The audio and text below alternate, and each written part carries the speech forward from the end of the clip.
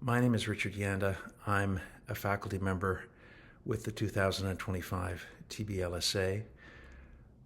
I'm a professor at the Faculty of Law, McGill University, and this week I'm working on algorithmic governance. I happen to have behind me a photograph by Edward Bertinsky of the Urkali potash mine, a photograph that in many ways captures and symbolizes the theme of the Academy this year, which is contesting sustainability.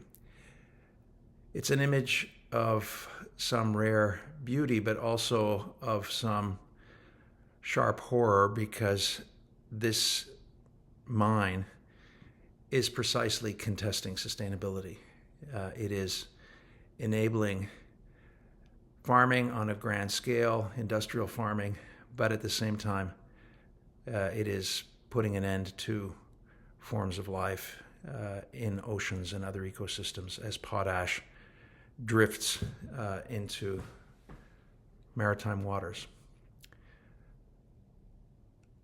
We have a remarkable paradox now as we consider algorithmic governance, in that we have developed exquisite forms of intelligence that allow us to monitor and disclose all of the impacts that our vast capitalist system generates through its corporations and through its supply chains.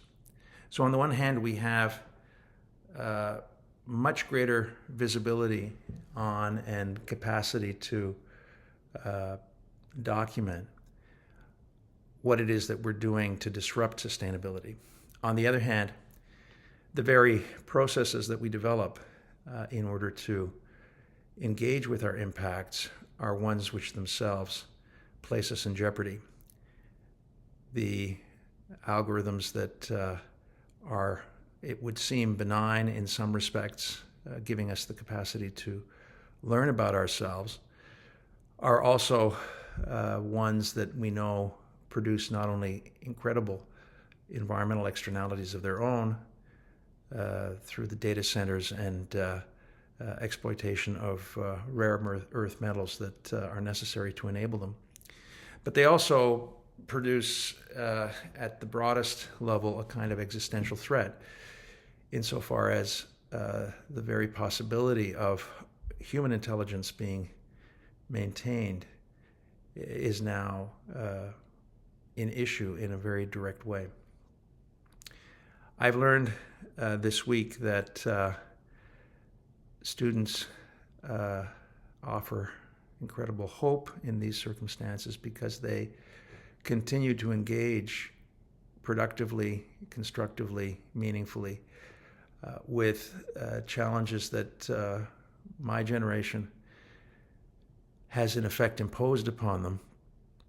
I have learned a great deal from the students this week. I am grateful to them. I am grateful to the organizers for producing what is a rare collegial experience. My parting thought would be that the intensity of this week, a kind of law boot camp, ought not to be allowed to drift into oblivion. We should try, if we can, to sustain this effort to contest sustainability, or at least to explore how sustainability is contested. And I hope that there will be ways in which the bonds that have been formed over the course of this week can be renewed as we revisit the outcomes of our collective work and try to see if it has any reverberation for others.